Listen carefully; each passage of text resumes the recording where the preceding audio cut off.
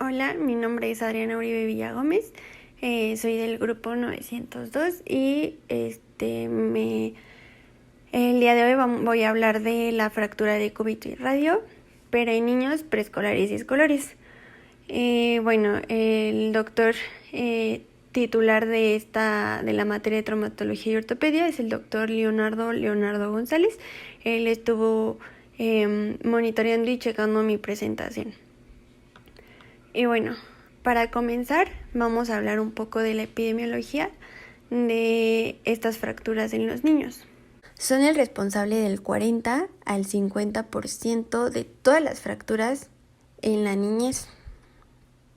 Y pues es más común en los varones y es de 3-1 con relación a las mujeres. Aproximadamente 3 de 4 fracturas de antebrazo involucran el extremo del radio que corresponde a la muñeca. Son las más comunes. Las fracturas de antebrazo pueden ocurrir cerca de la muñeca, que es lo que les decía, en el extremo más distal del hueso o cerca del codo. También es un lugar muy frecuente.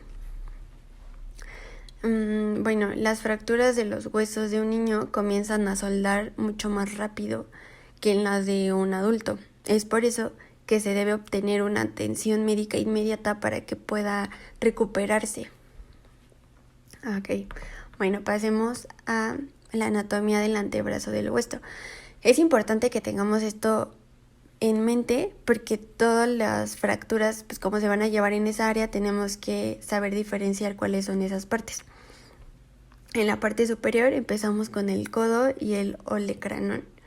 Y conforme vamos bajando, nos pasamos al hueso del radio y empezamos con la cabeza del radio, el cuello del radio y en la parte más larga o de en medio es la diáfisis radial. Y por último, la apófisis etiloides del radio. Y en el cubital también hay una diáfisis y una apófisis etiloides del cúbito. Y ya inferior empieza lo que es la muñeca. Aquí está. En la parte superior empieza la epífisis. Esa es la parte más distal del cuerpo. La metáfisis es lo que sigue en la epífisis, es esa pequeña sección donde termina la epífisis y empieza la diáfisis, que la diáfisis es la parte más larga del hueso. Después también en la parte inferior del hueso se divide igualmente en metáfisis y epífisis. Esto tenemos que tenerlo muy en cuenta. Existen dos mecanismos de lesión, que es el indirecto y el directo, que el indirecto es cuando hay una caída, pero sobre la mano extendida, sobre la palma. Y está la pronación, que es la lesión por flexión, que es la que tenemos la imagen que está justamente enfrente. Vemos como hay un bulto en la parte superior del brazo. Y la supinación es la lesión por extensión. Y ahí vemos que, al voltear el brazo, cómo está fracturada esa parte. Y pues está el directo, que es por un trauma sobre la diáfisis del cúbito o del radio. Es común que aquí en las fracturas de los niños sea porque ellos son muy activos, siempre están corriendo, saltando, jugando, y pues como son niños no miden fuerza, no miden peligro, entonces eso es muy común, por lo cual puedan tener una fractura. O también puede ser por accidentes automovilísticos, que eso no se descarta. Ahora, existe una clasificación que se divide en incompletas y completas, que las incompletas están subdivididas en una fractura en rodete o caña de bambú, en tallo verde y en una deformación plástica, que más adelante se los iré presentando. Y las completas, que son por fractura en tercio proximal, tercio medio y tercio distal. Ahora, existe otra clasificación también, que es según su localización. El 45% son metafisiarias, el 35% diafisiarias y del 15 al 20% fisiarias o epifisolisis. Epifisolisis. Y el 5% son epifisiarias. Antes de comenzar a explicarles cada una de las fracturas, sí quiero recalcar que los huesos de los niños tienen ciertas características diferentes a los de los adultos. Por ejemplo, el perósteo es más grueso y más resistente, tiene una mayor capacidad osteogénica y es por eso que se rompe con mayor dificultad, precisamente por lo grueso, por lo que limita el desplazamiento de fragmentos óseos en la fractura. Es lo que les digo. Facilita reducirlos mediante manipulación cuando están desplazados y mantener la reducción lograda. Es muy sencillo. También el hueso infantil tiene contenido en agua y menos en mineral. Es un poco más poroso que el del adulto y pues es por ello que hace que se tolere mayor grado de la deformidad ante la tensión o compresión que los huesos del adulto. Esta elasticidad que tienen de ligamentos, de cápsula articular y tendones hace que tengan más resistencia a su rotura que los cartílagos de crecimiento. Y bueno, en los niños son más frecuentes las fracturas a nivel de la fisis que las luxaciones. Eso es muy importante. Toleran mejor la inmovilización que los adultos, desarrollando menos rigideces, o sea, complicaciones después del tratamiento manual. Otra característica que tienen también es la mayor capacidad de regeneración tisular.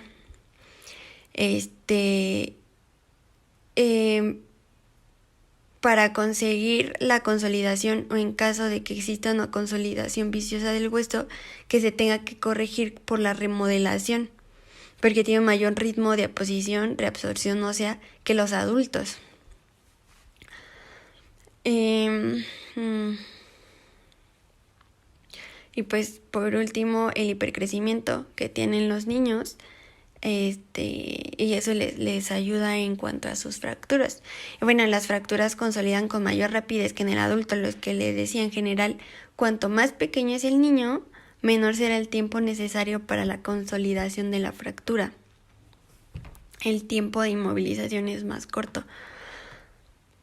Y bueno, para empezar, el tipo de fracturas, vamos a hablar sobre el rodete, caña de bambú o torus, así se le conoce a este tipo de fractura.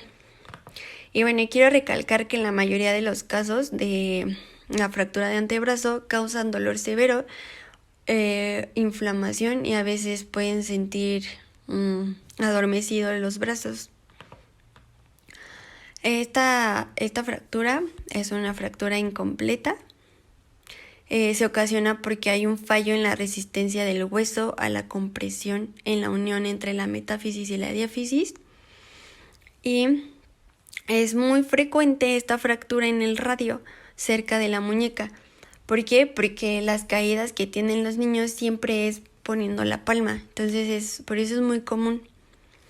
Lo que les decía, que es muy común en las fracturas que sean cercanas a la muñeca. Y bueno, estas presentan poca deformidad y dolor. Ahí les puse una radiografía que es distal, justamente donde está la flechita roja. Se nota un abultamiento en el hueso, la parte distal. Y pues es por eso que se le llama caña de bambú o de rodete, por el engrosamiento que hay en la parte distal del hueso. Son fracturas estables que curan con una inmovilización con yeso y pues aproximadamente unas 3 semanas de inmovilización y a partir de que se cumplen esas 3 semanas queda sin secuelas el niño, todo parte bien. Ahora, está también la fractura en tallo verde, que también es una fractura incompleta, y esta se localiza en huesos con diáfisis finas, o sea, es decir, los lugares más comunes donde se fractura, donde hay diáfisis finas, son en el antebrazo y la clavícula. Hay otras fracturas iguales, pero son las más comunes. Se producen por fuerzas que intentan angular el hueso por un mecanismo de flexión o torsión. Ahí precisamente vemos como en la figura A es cómo se quebraron, se fracturaron ambos huesos, el cúbito y el radio. En la imagen B es de la tibia, pero pues quería mostrarles que también puede solo romperse un hueso. Se producen como consecuencia de una caída o un accidente leve. Aquí está el mecanismo como de lesión. Hay una flexión en el hueso tras la caída. Hay una falla en la resistencia ósea de la tensión, precisamente por tanta fuerza que se ejerce, se rompe. Y hay una falla y se rompe el perósteo y la corteza ósea. Y pues ahí se ve, en la radiografía se va a ver fractura visible en el lado cortical convexo. Y pues en el tratamiento va a ser una inmovilización con férula. Pues en los niños es muchísimo mejor porque la inmovilización son por menos días. Y pues como ya les había comentado, va a tener muchísimo dolor y va a estar inflamado e incluso va a tener dolor a la palpación. Está también la incurvación plástica. Este es otro tipo como de lesión en el antebrazo. Es debido a una gran elasticidad del hueso, a una menor mineralización y a un perósteo más grueso. El hueso se deforma sin llegar a fracturarse. Por eso que se llama incurvación plástica, porque se hace una curva en el antebrazo, no llega a fracturarse. La incurvación, la más frecuente, es la de cúbito asociada a una fractura de tallo verde, lo que les había dicho en la anterior, en la primera fractura, que hay una flexión de hueso, una falla en la resistencia y por eso llega a romperse el perósteo. Ese es el que les decía del tallo verde. Se produce por la acción de una fuerza sobre el hueso que excede el límite elástico, pero llega a fracturarlo, ¿ok? Es lo que les decía del tallo verde. Se provoca una curvatura fija que no se modifica al retirar la fuerza. Ahí vemos en la radiografía exactamente la curvatura en ambas imágenes. Es muy notorio la curvatura que tiene el niño. La deformidad, moderado dolor son los síntomas que va a tener. Moderado dolor a la palpación y la limitación de la rotación del antebrazo, precisamente por la incurvación. Es un signo característico la ausencia de la crepitación a la exploración física. La radiografía nos mostrará una curvatura amplia en todo el hueso, lo que les decía, es muy evidente la curvatura. Una radiografía del antebrazo contralateral sano, o sea, con el brazo sano, puede revelar una sutil deformidad, aunque no se vea tanto, si lo comparas con el sano se va a lograr ver. También se puede hacer un gamagrama óseo y nos puede ayudar a diferenciar una lesión aguda de una antigua, o sea, la que está actual o una que ya fue. La maniobra de reducción consiste en aplicar una fuerza transversal al eje del hueso sobre el vértice de la curva bajo anestesia general porque le va a doler al paciente. Y aparte debe tener cierta fuerza porque si no también puede llegar a quebrar el brazo del pequeño. La remodelación es más rápida en niños menores de 10 años. Entre más chico sea el niño, mejor remodelación va a tener. La principal complicación es el fracaso en la detección o en la corrección completa de la deformidad. Eso es muy común en el tratamiento de los niños. Y pues bueno, el tratamiento va a ser yeso y observación aparte de la maniobra de reducción. Estas son unas fracturas especiales que se llama Monteggia. Una es la Monteggia y otra es la Galeazzi.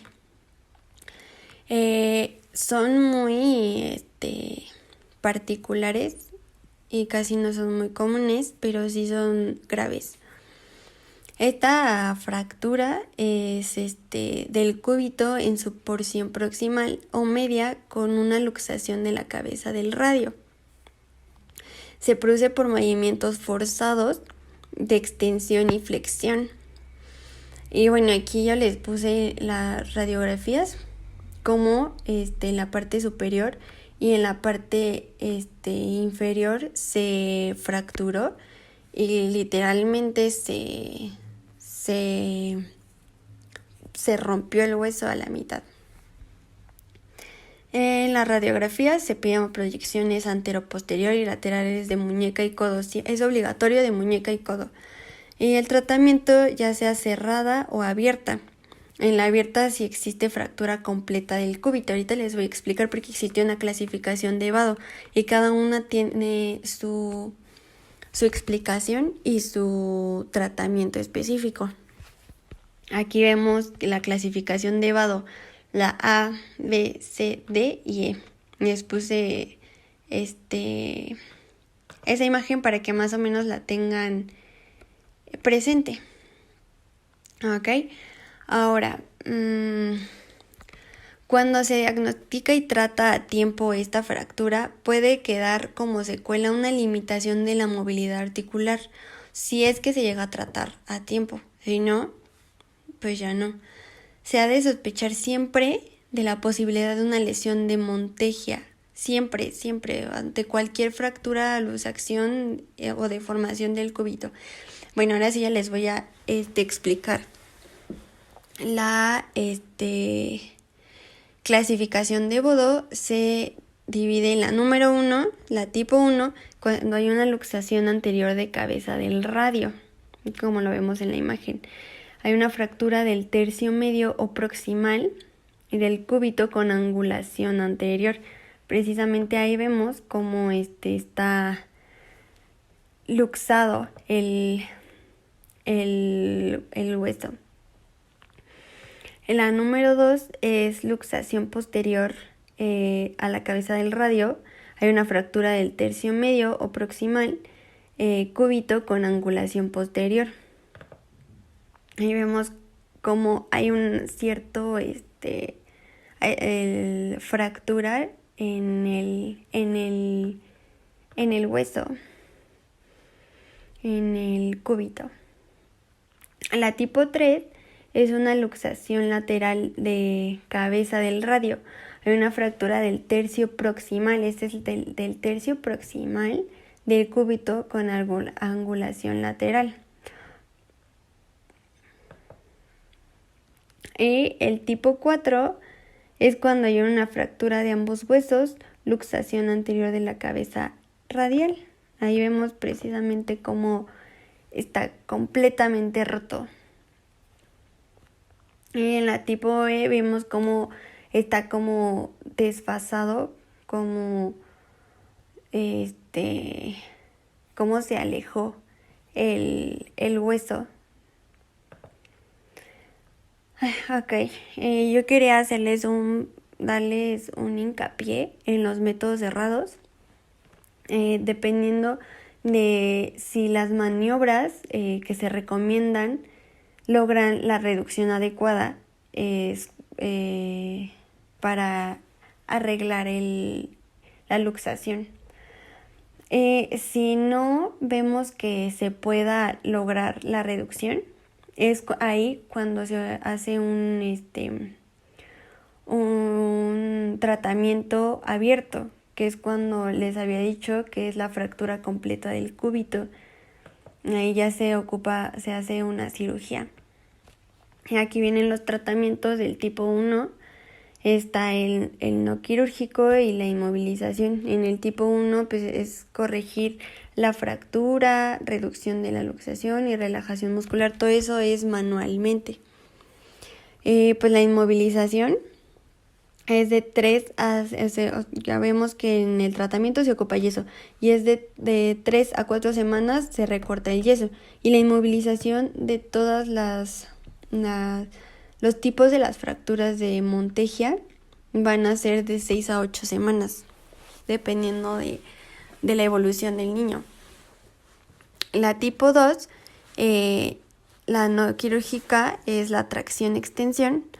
De 3 a 4 semanas hay un cambio de flexión y pues lo que les decía, de 6 a 8 semanas la inmovilización. Y la quirúrgica es la interposición del tejido colocando un clavo intramedular. Tanto en la tipo 2, la tipo 3 y la tipo 4 se va a ocupar un clavo intramedular para que pueda volver al niño a tener movilidad. En el tipo 3 también se debe hacer una tracción, una inmovilización en posición neutra y se hace una flexión a 110 grados, no más ni menos. Y pues lo que les decía, aquí tienes que retirar el tejido interpuesto, el que se introdujo ahí entre el hueso. Y el tipo 4 no quirúrgico, hay una reducción igual de fractura y luxación, y en el quirúrgico también hay un clavo intramedular. Ahora pasemos a la fractura Galeazzi. Esta es una fractura dificiaria del radio y disyunción de la articulación radiocubital distal. Precisamente ahí vemos en la primera imagen cómo está la fractura en la parte dificiaria del radio, y en la otra imagen está la disyunción de la articulación radiocubital distal, y más abajo, más inferior, se ve la fractura. Esta fractura es causada por accidentes de tránsito, por caídas con la muñeca en extensión combinada con compresión axial por la fuerza.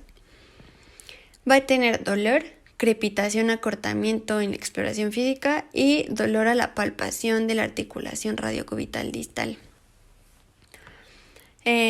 Los signos que sugieren una lesión es hay una fractura luxación en la base del estiloides cubital, hay un ensanchamiento de la articulación radiocubital distal y hay un acortamiento de 5 milímetros del radio con el cúbito, precisamente por la fractura que tiene.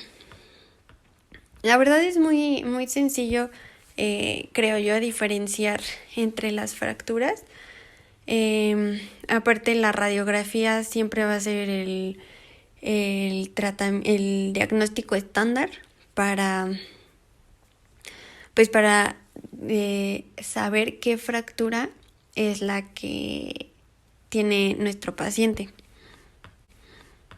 Y el tratamiento de esta fractura es la inmovilización de supinación completa o con agujas de Kirchner, y se van a poner desde el cúbito hasta el radio, la parte proximal. Eso es importante. Va a ser una reducción abierta y fijación interna, o sea, cirugía, y debe quedarse inmovilizado durante 4 semanas. Más o menos es de entre 6 a 8 semanas. Les digo, dependiendo de de la evolución de cada paciente, porque no sabemos que no hay enfermedades, hay enfermos. Entonces siempre todas las fracturas, todos los tratamientos de las fracturas tienen que ser bajo observación. Y en algunos casos se debe exagerar la deformidad a menor a 90 grados para desencajar los fragmentos. Eso es importante. Ahora, ¿cómo diferenciar la Monteggia de la galaxia? Fácil, si se trata de una fractura del cúbito, buscar una luxación de la cabeza del radio. Esa nos lleva a la fractura de Monteggia. Y si se trata de una fractura del radio, buscar una luxación distal del cúbito. Esa nos refiere a una fractura Galeazzi. Y pues eso es todo sobre las fracturas de los preescolares escolares. Y pues, gracias.